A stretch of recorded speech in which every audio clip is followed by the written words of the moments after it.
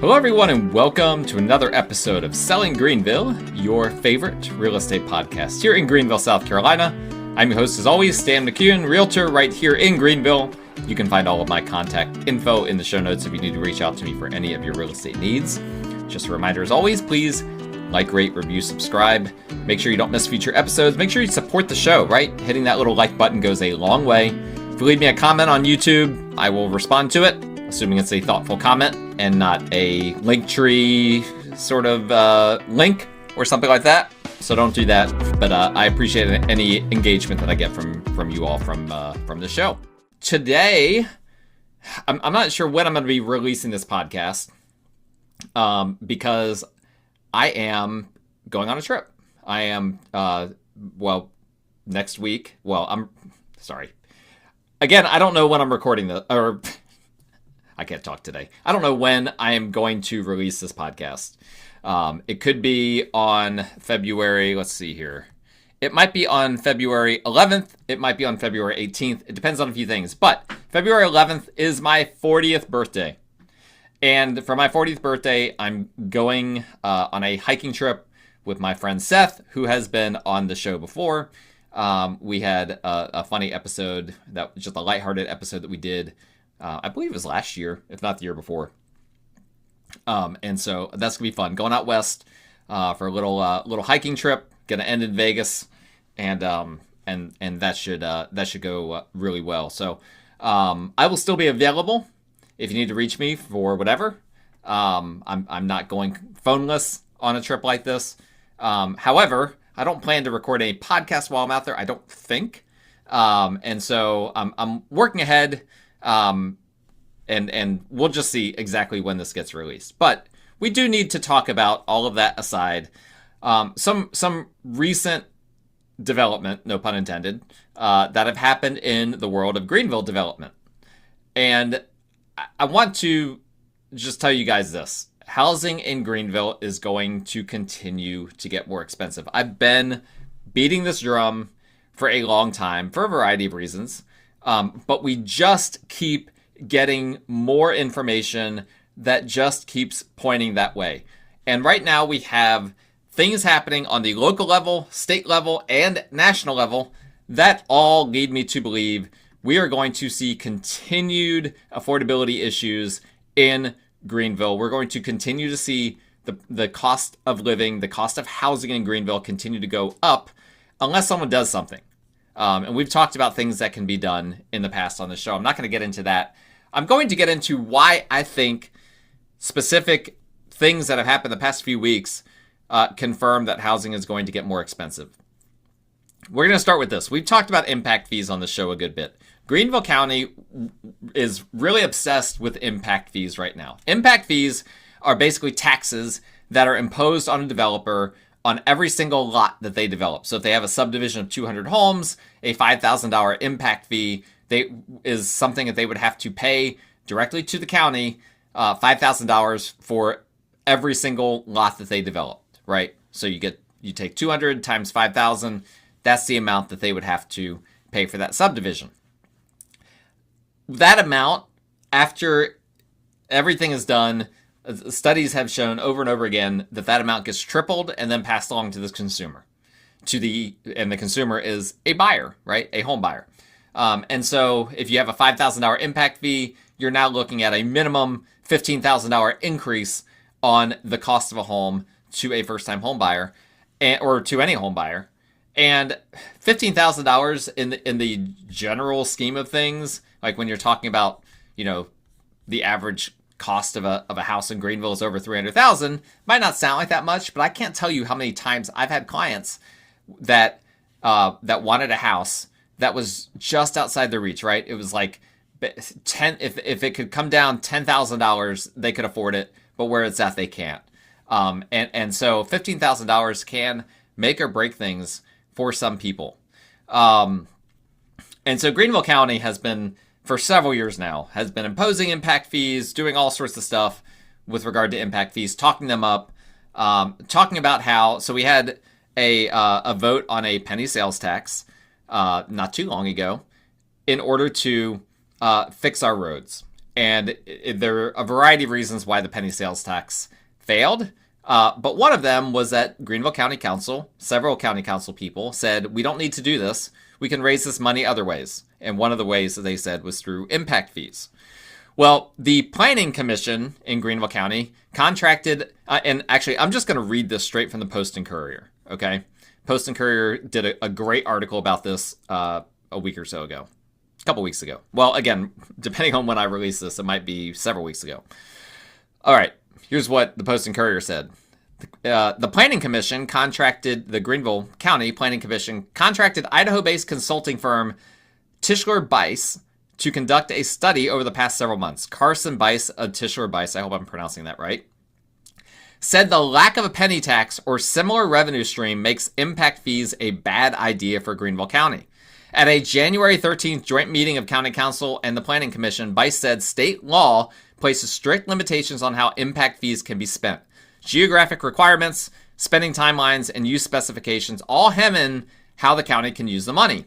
And while funds collected from the fees can offset local road projects, they will not pay for them entirely. Not even close. Listen, it's not even close. That means that the county has to find the remainder from other sources. The county is legally obligated to spend any revenue from impact fees within 3 years, and if it can't afford the project, a serious possibility, given the rate of growth coupled with limited funding, problems could arise. Quote, the county would have to come up with quite a bit of money, and they don't have a dedicated revenue source, Bice said, so it's much easier to implement a road impact fee when you've got that sales tax. The fact that a large portion of roads inventory in Greenville County is owned by the state and that the county would be addressing deficiencies on existing road rather than building new ones could also create legal and logistical hurdles. Still Blunt, Benton Blunt, the chair of Greenville County Council, who campaigned against the penny tax in 2024, said he still sees potential in implementing the fees, the impact fees. In June, the county reallocated money from business tax break agreements, siphoning future revenue growth from jurisdictions, including the local school district and fire departments, to more than double annual spending on roads. That increased funding remains far short of what county staff says is needed to meet infrastructure needs, but Blunt said it could change the math when it comes to impact fees. Even if a road impact fee proves to be not feasible, Blunt said exploring the option fully is necessary to build constituent trust. That's all I'm going to read from that. Long story short, impact fees on new development increases the cost of housing.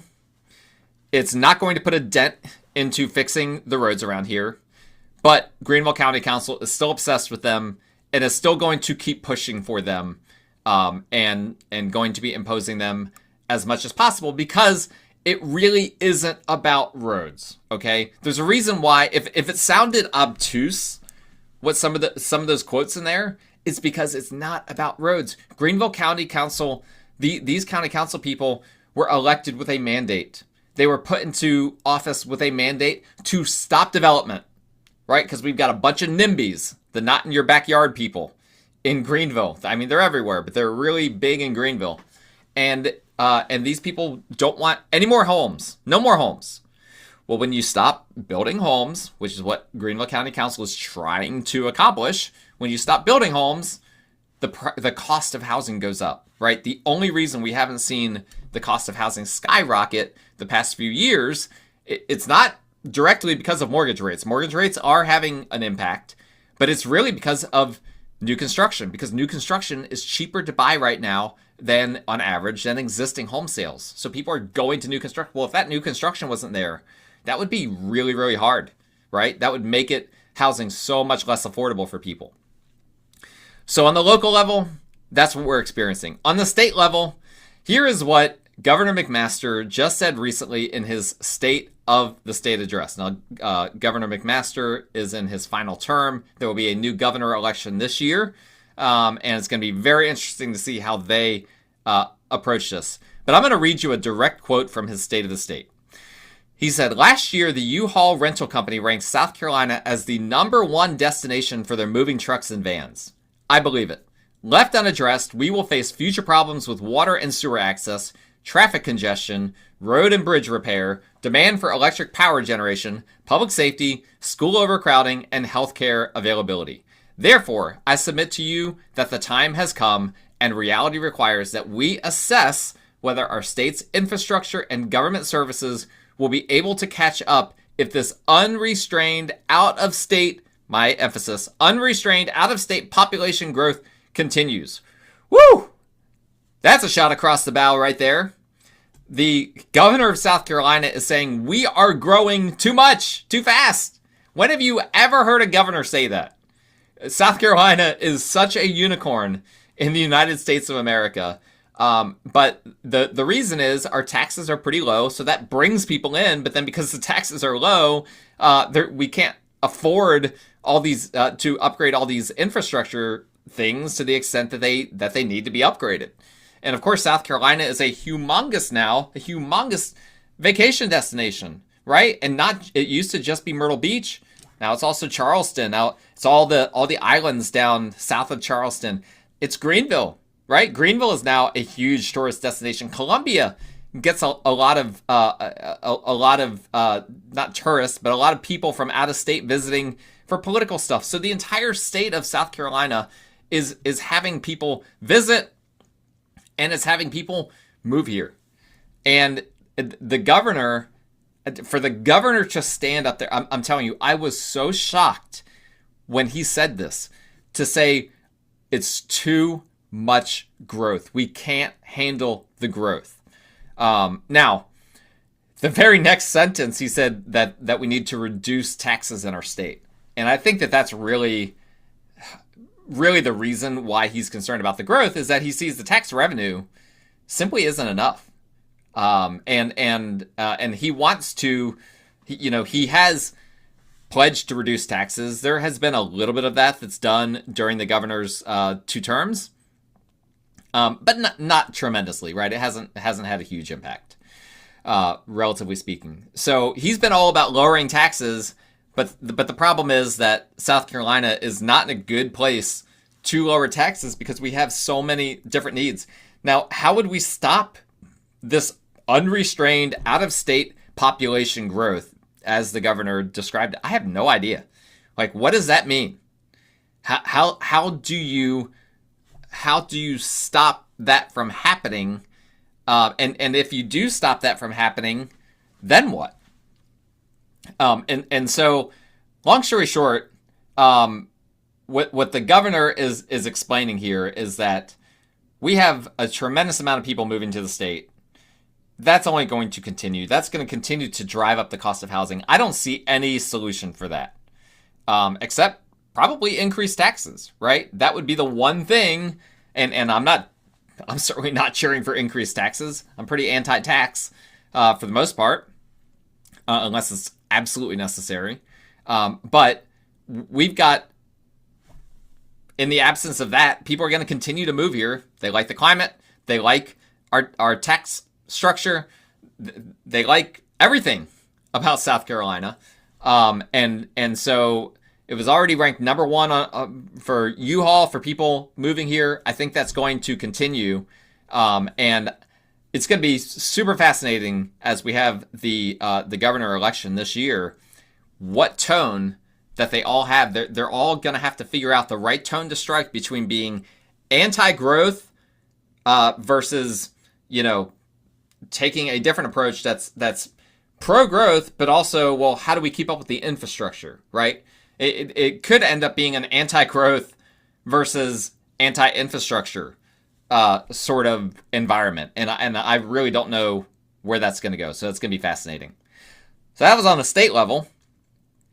Then on the national level, we had President Trump recently said that he's going to do whatever he can to make sure homes continue to go up in value and that homeowners stay wealthy. Well, what does that mean?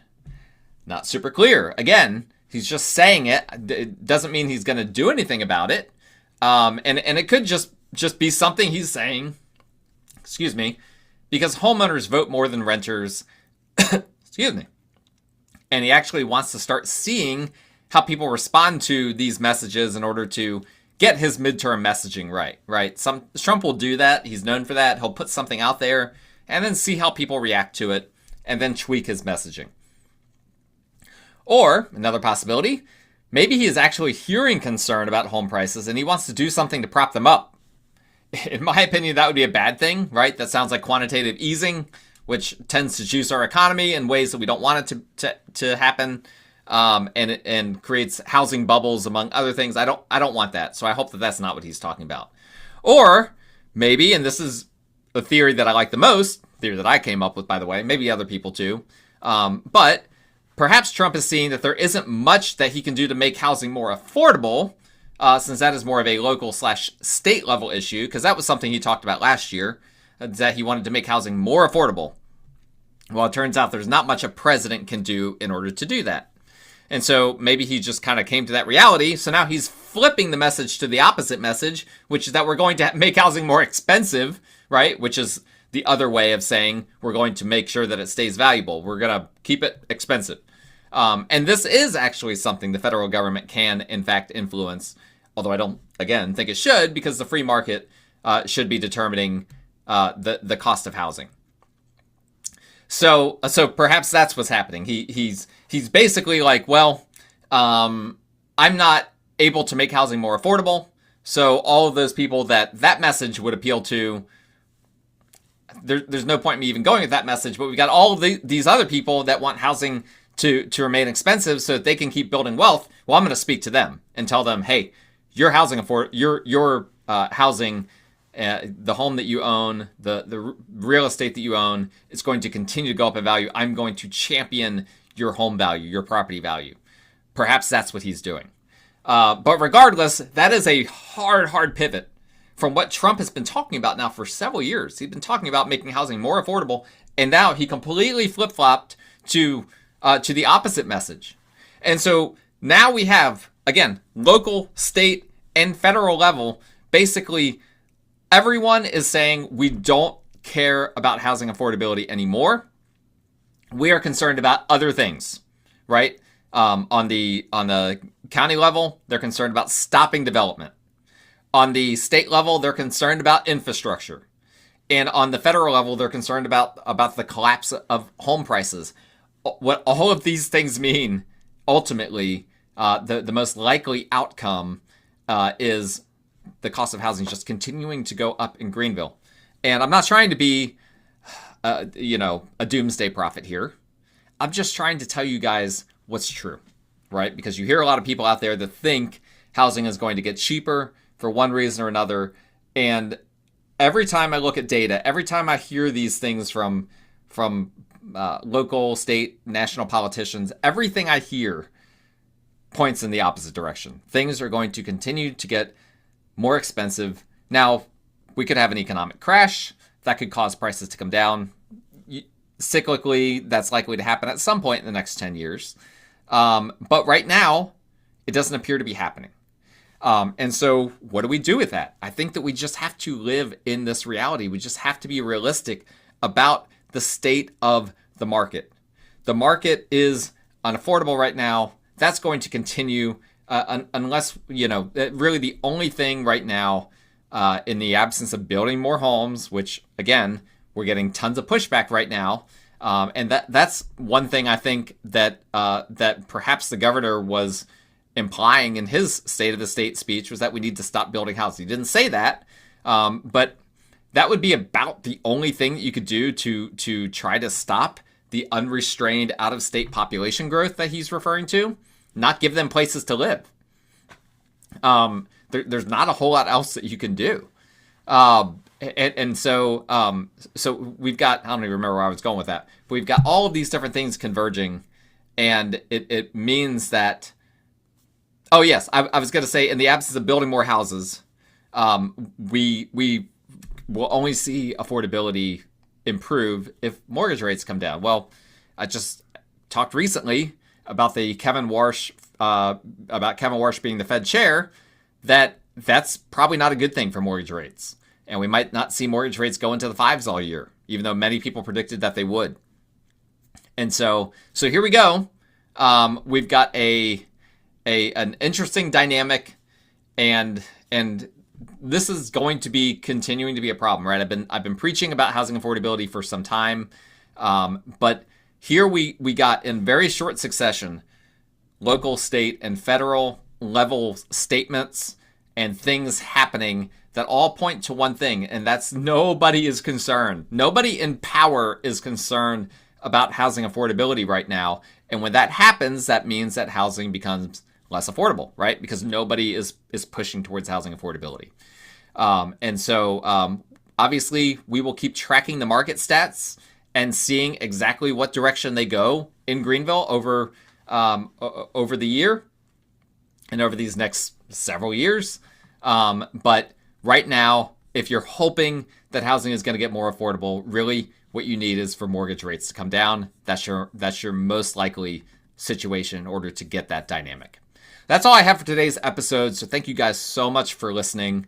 Hopefully I survived my trip when you're listening to this. Or I might be on the trip while you're listening to this. So say a prayer that I don't fall off of the Angels Landing Trail in Zion National Park or something like that. But I appreciate all you guys, my listeners. Thank you so much for listening. Please like, rate, review, subscribe.